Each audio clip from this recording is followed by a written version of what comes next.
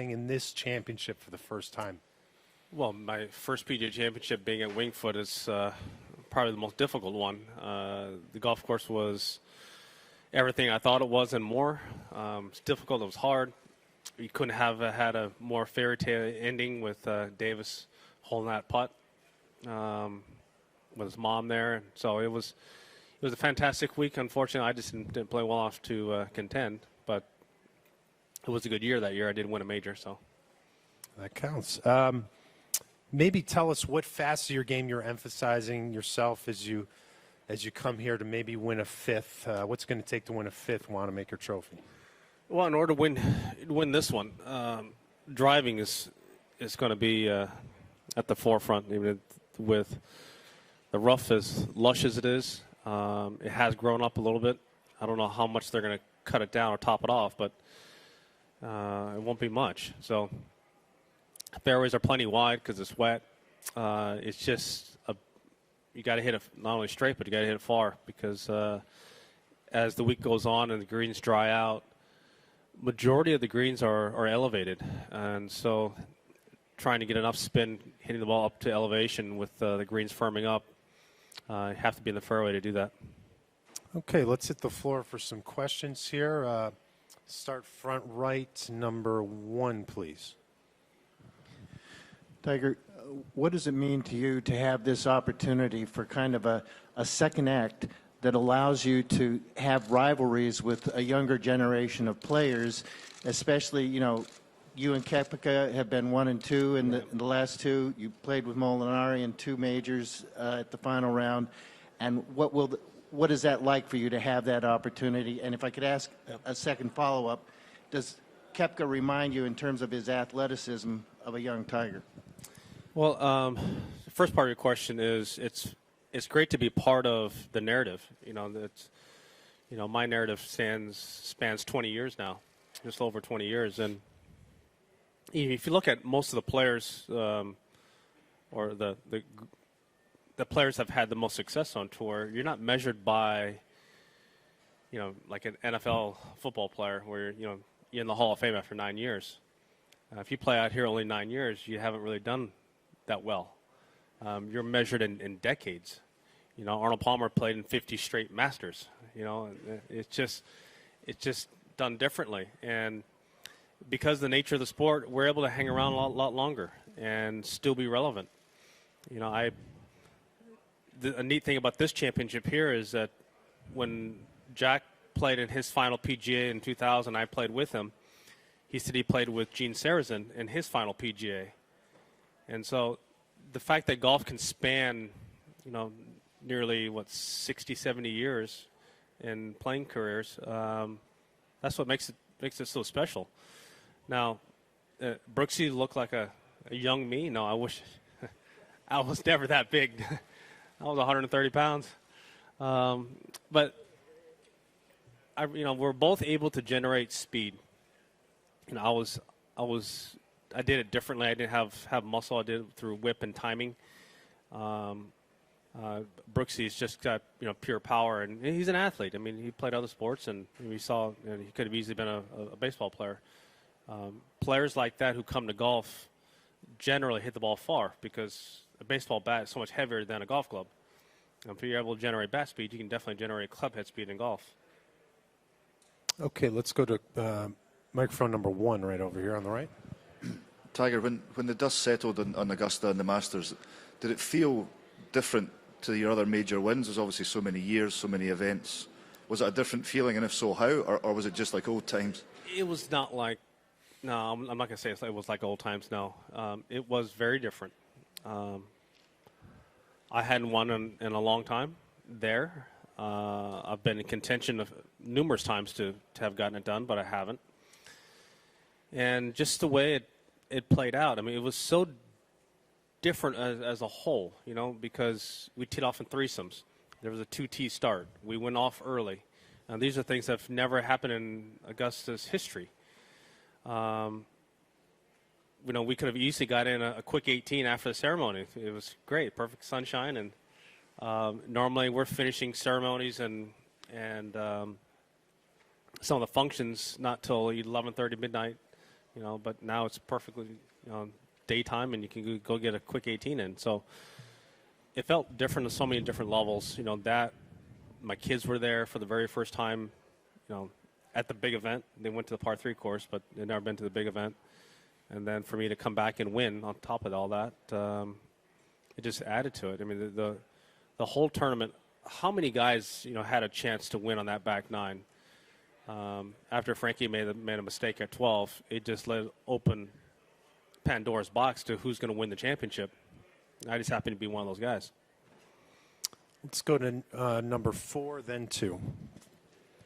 Tiger, Yeah. you haven't gone major to major without playing all that often in your career, but as you look ahead now, is it something you might consider doing more often, and just sort of how do you weigh the need for reps versus the need for rest at this point? That's a great question, because the only other time where I've taken 4 weeks off prior to major championships is going from the British Open to the PGA.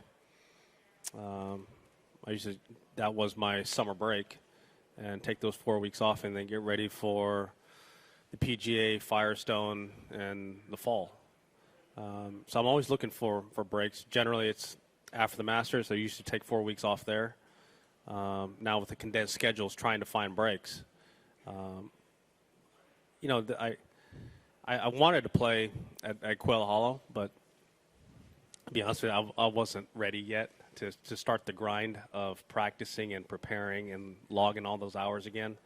I was lifting. My numbers were good. I was feeling good in the gym, but I wasn't mentally prepared to log in the hours. Coming here is a different story. I was able to log in the hours, put in the time, and feel rested and ready. And that's going to be the interesting part going forward. How much do I play and how much do I rest? I think I've done a lot of the legwork and the hard work already, trying to find my game over the past year and a half. Now I think it's just maintaining it. I know that I feel better when I'm fresh. That the body doesn't respond like it used to. It doesn't bounce back quite as well. So I got to be aware of that. Let's go over here, number 2. Karen? Tiger, more minorities and young women are taking up the sport than before because of all of the initiatives in place, but that isn't reflected in the college participation numbers. Asians are the only minorities that are showing an increase. What do you think is happening? Why aren't the kids who are taking up the game sticking with it? That's the question for all of us. That's been a difficult one to figure out, to put our finger on. The First Tee's done an amazing job of creating facilities and creating atmospheres for kids to be introduced to the game, but also have some type of sustainability within the game. But it's difficult. There are so many different things that are pulling at kids to go different directions.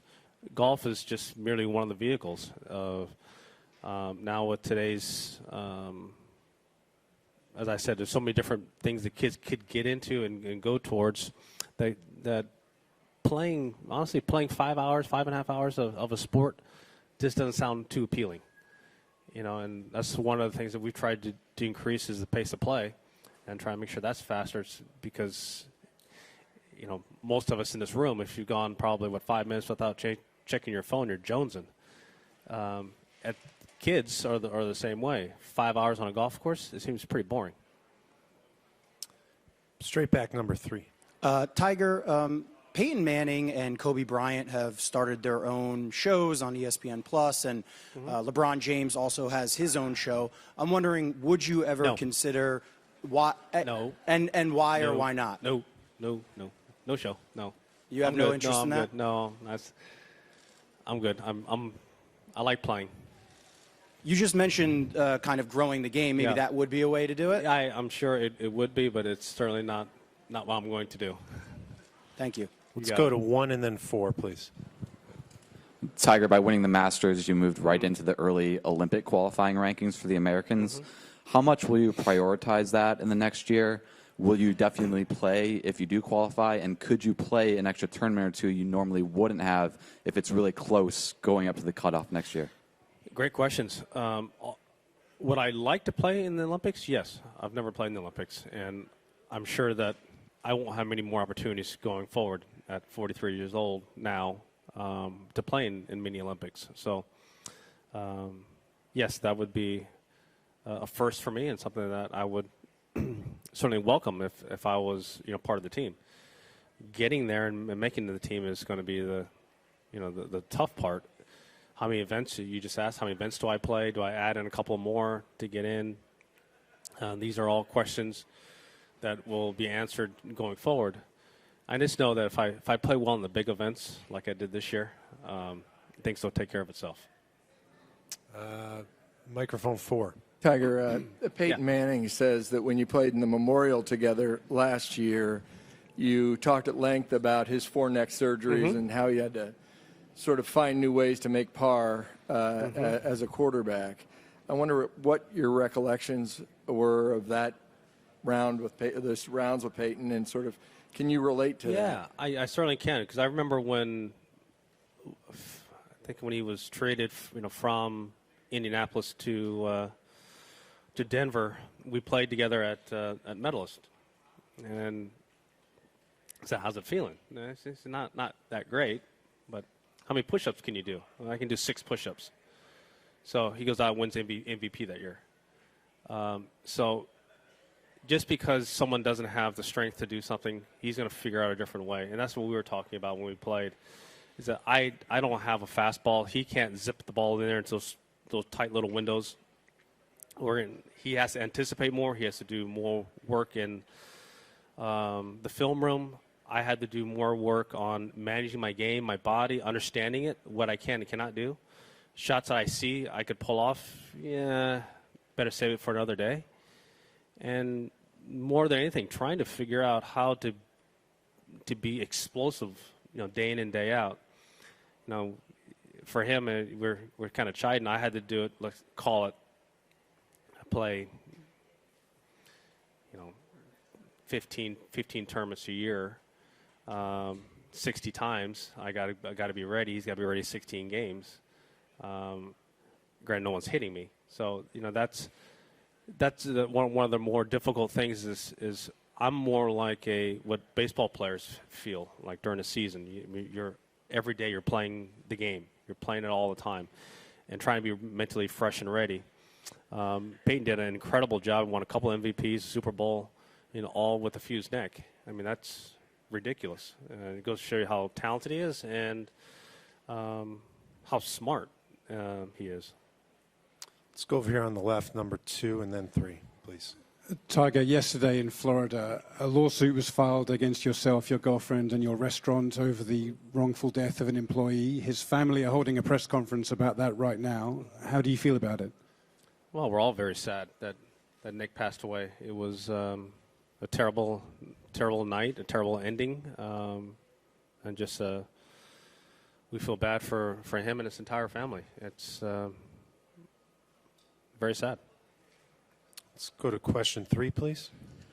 Tiger, how much preparation did you put into preparing for this major, and what would you say your energy level is right now currently? Are you feeling 100%? Just how are you feeling in general prior to playing? Yeah, prior to playing, I feel great. As I was saying earlier, that I wanted to play a couple weeks ago. Just wasn't quite mentally ready to do it. But physically, I've been feeling really good. The training sessions have been good. I've been doing a lot of practicing of late, not in sweaters, so this is a little bit different. I'm excited to get out there on the golf course. We came up here last week, took a look at it in detail, and spent a lot of time on it. I played 9 holes yesterday, and I'm going to take today off. I'll practice a bit, and I'll play 9 holes tomorrow, making sure that I'm ready to go, come Thursday. And this is not only a big golf course, but this is going to be a long week. The way the golf course is set up and potentially, could play, this could be a hell of a championship. Let's go number 4, back right. Yeah, Tiger, sort of along those same lines, obviously you can't prepare physically for the majors like you used to. Mm-hmm. So, what has filled that gap over the past 3 majors where you've been so successful? What has made up for that practice time that you've lost? Well, I think that I can't spend, every day work on every part of my game. That's just not going to happen anymore. And so I end up spending a lot of time on my short game, a lot of time on pitching and putting, wedging, and making sure. I mean, they're all smaller motions of a full motion with the driver. And so I do hit a lot of wedge shots that they end up pulling out a driver and only hitting it, call it 80, 90 yards in the air. Just making sure my swing feels good. I don't load the body like I used to, and be as explosive for, call it a 3-4 hour period on the range. Those days are gone. But what I can do is I can hit a lot of wedge shots. I can swing the longer clubs easier, and just make sure I have the feel and save it for game time. We're going to number 1, second row here. Tiger, how you doing? Good. So along those lines, how much does stamina play on this golf course, and do you prepare any differently for this course? And part 2, your thoughts on John Daly being allowed to take a cart. Well, the stamina part, this is a bigger golf course. There's a lot of property, and I wouldn't say not necessarily a lot of movement in features, but there's enough. There's definitely going to be a component to stamina as the week goes on. 4 days over a tough championship that is mentally and physically taxing takes its toll. As far as JD taking a cart, well, I walked with a broken leg, so. Let's go back right number 3, then 2 here, please. Tiger, what does it mean to you to have received the Presidential Medal of Freedom? Yes. Yeah, what did it mean to you to receive the Presidential Medal of Freedom, to be honored like that? Man, that was an incredible honor to go to the White House with my mom and Erica and the 2 kids and all my friends and family that have been there for, as I was saying up there on the podium, for virtually my whole life.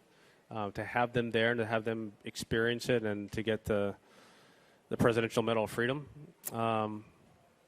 it couldn't be more special. And the fact that all the other golfers on that list, Arnold and Jack and Charlie being like the grandpa never had.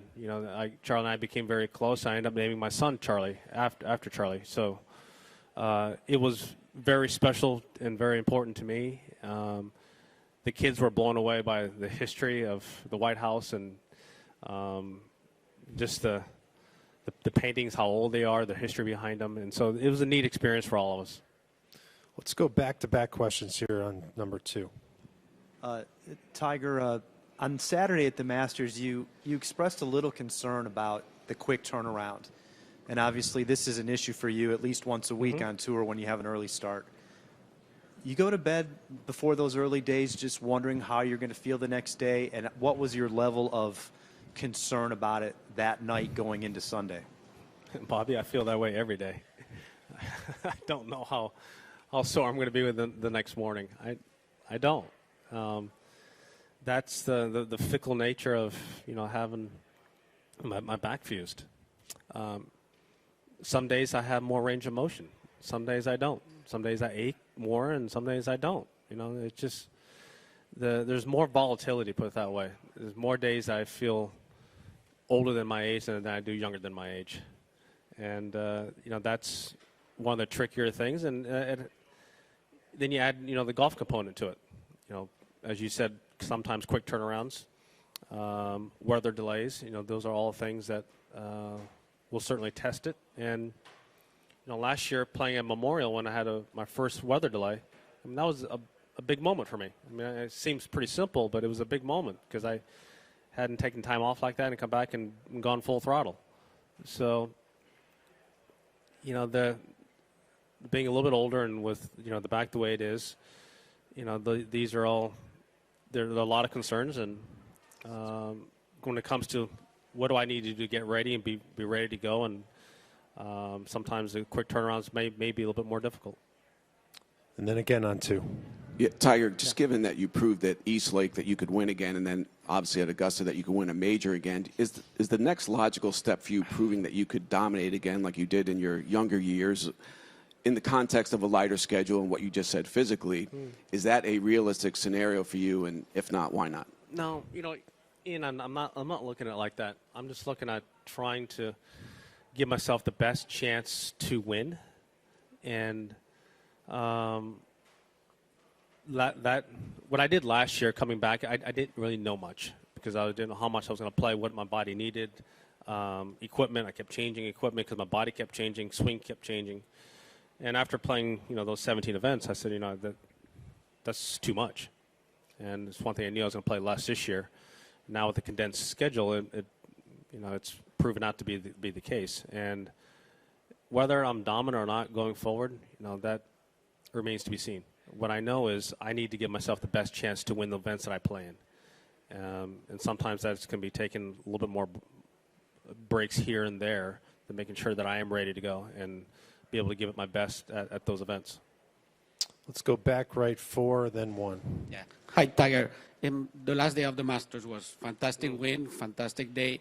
And I think probably because of the excitement, there was some open celebrations of mistakes made by Frankie, balls going into the water. And I don't know, your thought for this week for the fans, going into the week.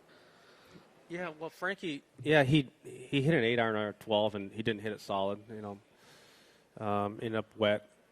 But Tony hit a great shot. Tony hit it right on his number, hit the perfect shape, but you could see the wind just hold it up right at his peak, and you can see it get slammed, and that's just enough for it to end up in the water. But he hit a good shot. As far as this week's gonna be a lot of fun with the crowds, the excitement that we've had here in the last 3 events that we played here. The pairing that I'm involved in.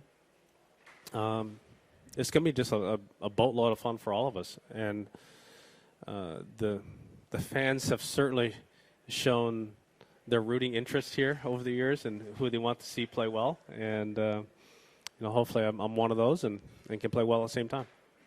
All right, we have time for 3 quick ones. We're going to go 3, 2, and then 4 and wrap it up. 3 first. Tiger, you mentioned you've obviously have a history here, played well in other tournaments, and you mentioned it, a large property, and you mentioned that your swing and your game's different. How are you approaching the way you play this course differently this week compared to when you've played here in the past? Well, number 7 has been lengthened quite a bit since the first time we were here. I remember hitting 3-wood and a 7-iron into that hole. Yesterday I hit driver, 5-wood and 3-wood, didn't get to the green. So there are more par 4s over 500 yards now than there were then, certainly. When we came here in 2002, this was one of the biggest ballparks you've ever seen, and it's only gotten bigger. We used to carry the ball over the top over there at 9. That's no longer the case. So there have been some significant changes in length, but when it comes right down to it, if the greens dry out here, this is all the golf course you want because they're pitched just enough where you're gonna have some tough putts. 2. Tiger, with all the people that counted you out and supported you over the years, someone that you really had a great relationship has been Joey LaCava. Just on the golf course and away from the golf course, why have the two of you really clicked so well? That's a great question. Joey, I go back to when I first played with Freddie at the Masters, as an amateur.